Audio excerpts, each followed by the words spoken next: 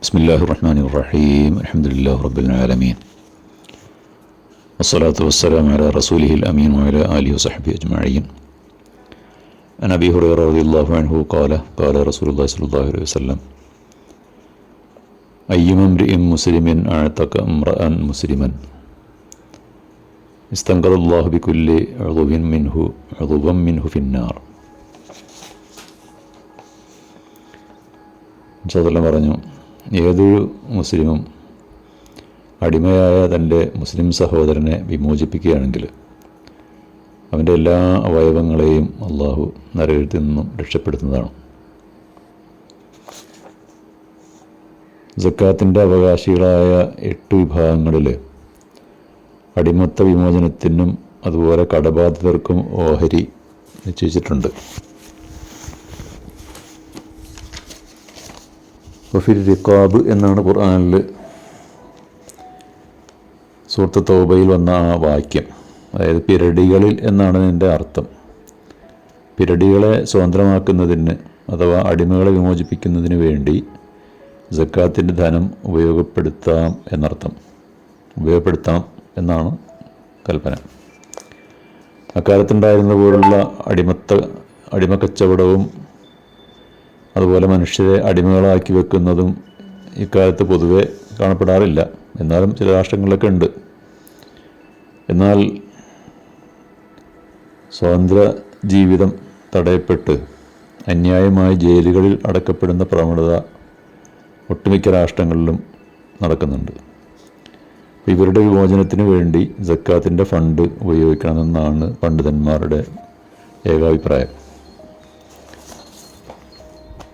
ഒരാൾ വന്നിട്ട് വിശ്വാസത്തിനോട് പറഞ്ഞു, സ്വർഗത്തിലേക്ക് അടുപ്പിക്കുകയും നരകത്തിൽ നിന്ന് അകറ്റുകയും ചെയ്യുന്ന ഒരു കർമ്മം എനിക്ക് അറിയിച്ചു തന്നാലും.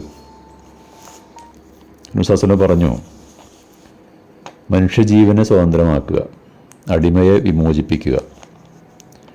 ഒരാൾ ചോദിച്ചത് രണ്ടും ഒന്ന് തന്നെയല്ലേ? വിശ്വാസന പറഞ്ഞു, അല്ല, നീ സ്വന്തമായിട്ട് അടിമയെ വിമോചിപ്പിക്കലാണ് അടിമയെ സ്വതന്ത്രമാക്കൽ. മറ്റൊരടിമയെ വിമോചിപ്പിക്കാൻ വേണ്ടി സഹായിക്കുക എന്നതാണ് അവനെ മോചിപ്പിക്കൽ. ചില തെറ്റുകുറ്റങ്ങൾക്കും അതുപോലെ അതിൻ്റെ പ്രായശ്ചിത്തമായിട്ട് ശരിയാണത്തിൽ പറഞ്ഞിട്ടുള്ളത് അടിമകളെ വിമോചിപ്പിക്കാൻ വേണ്ടിയാണ്.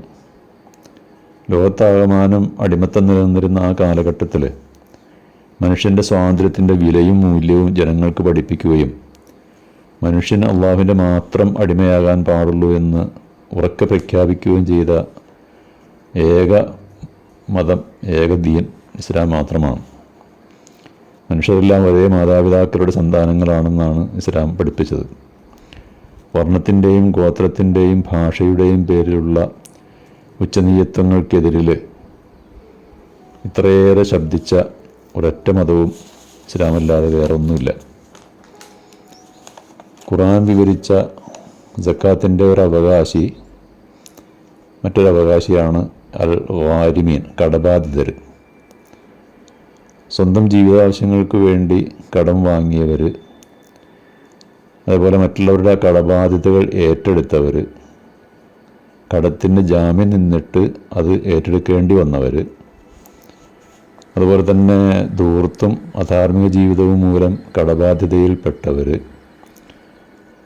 അവർ പശ്ചാത്തപിച്ച് നല്ല ജീവിതം തുടങ്ങിയാൽ അവർക്കും സക്കാത്തിന് അവകാശമുണ്ട്.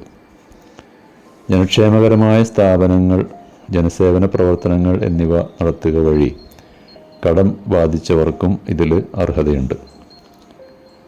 അതുപോലെ കോടതി വൻതുക പിഴയായി വിധിച്ചു, അടക്കാൻ യാതൊരു നിവൃത്തിയുമില്ല, അവർക്കും ഇതിൽ അവകാശമുണ്ട്.